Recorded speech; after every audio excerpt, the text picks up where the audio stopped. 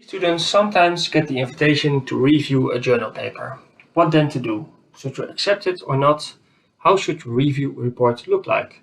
What to take into account when reviewing? This is me. My name is Maarten Kroesen and I'm an associate professor at Delft University of Technology in the Netherlands. And with this video, I aim to provide PhD students guidance on how to react to review requests. More specifically, I will explain the reasons why you should review papers and also why not. And secondly, I will give some suggestions about reviewing papers and writing your review report. So why should you review papers? A general rule is that if you submit papers to journals, you should also be willing to perform reviews. You can consider it a duty that is part of your academic work. Without reviews, journals cannot publish papers and then the whole peer review system would break down. Hence, you should accept a fair share of invitations to review. The second reason to accept a review is that you can consider it an honor and also a recognition of your expertise in an area. Probably editors were impressed by papers you have written in the past or by presentations you gave at conferences. You can formalize this recognition by putting the journals for which you have reviewed papers on your resume. This will strengthen your CV and can help you when applying for future jobs or research grants.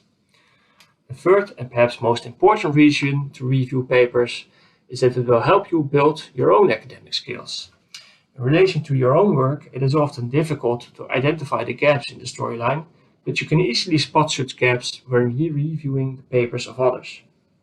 By practicing this, you will be able to develop better and more convincing storylines for your own papers. In addition, you can learn about which storylines do or do not work. In general, by reviewing, you stimulate your own critical thinking and you can learn how to interpret review reports you receive on your own papers and how to deal with them. There are, however, also reasons not to review papers. Firstly, if you do not know the journal that sent you a paper, check its reputation. Unfortunately, there are many predator journals out there that have no other aims than making money. So ignore those. If a journal has an high impact factor, it is a serious journal. If not, check the editors. Are they respected academics? In case of doubt, ask your supervisor. A second reason not to review a paper is if you lack the relevant expertise. In case you are quite but not fully capable of reviewing a paper, tell this to the editor. For example, if you are knowledgeable in the domain, but not with respect to the methodology, you can tell the editor. He or she may well ask you to review only selected parts. Most online systems have the option to send confidential information to the editor. Apart from your capability, you should also, of course, have the time. Some journals have a deadline for reviews of only 1 week or so. If you are willing to review the paper, but not before the deadline, again, tell the editor. They generally accept later reviews.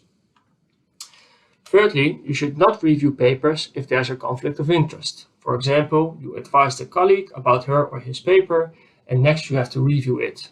Often it is better to not review papers of friends or close colleagues. At least you should report explicitly to the editor how you relate to such authors, and if the editor thinks there's no conflict of interest, you can review the paper as long as you stay neutral. Finally, whatever your decision to review or not, always react as soon as possible. Without your reaction, the editor does not know how to proceed and the paper there will be a delay in the review of the paper. So, when you decide to accept a review invitation, how should you proceed with the review itself? Here are some pointers.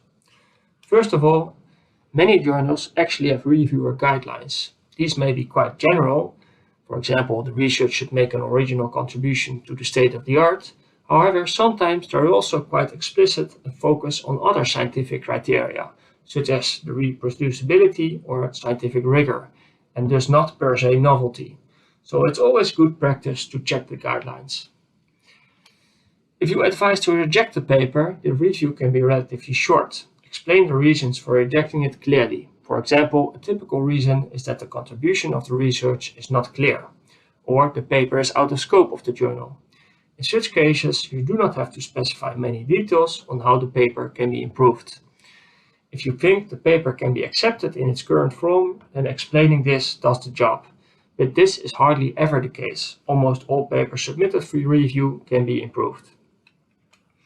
If you conditionally accept a paper, first explain the important improvements that should be made. After this, you can raise any remaining minor issues, which may relate to the language or the layout of tables and figures. In this way, it is clear to the authors which issues they should definitely deal with and which not. Fourthly, be as specific as possible. Formulations like "the methodology is not clear in some respects" are very vague. It is better to state that the paper should specify how respondents were sampled. Especially if you review a paper for the first time, ask one of your supervisors if she is willing to check the review. Give her the paper and your draft review report. If the authors overlooked important papers, you can suggest these papers, but do not suggest to cite your own papers. This is often seen as a wrong way to increase the citations to your paper. Only in very rare cases this is acceptable, mainly because another reviewer would also have advised to cite that paper.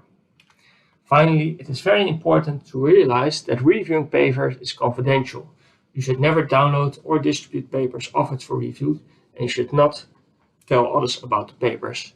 And also, do not include your own name in the review report. Finally, this list of questions can help you in performing the review. Are the gaps in literature and the contributions of the paper clear? Are the theoretical assumptions explicit, clear, and adequate? Is the methodology clear, reproducible, and adequate? Are the research questions answered? Is the aim of the research realized?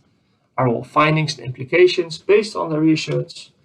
Is the storyline clear and coherent? And finally, are all references adequate and up to date? Finally, if you reviewed the paper and conditionally accept it, always review the new version after review. Do not only check the changes made because of your comments, but read the new version completely.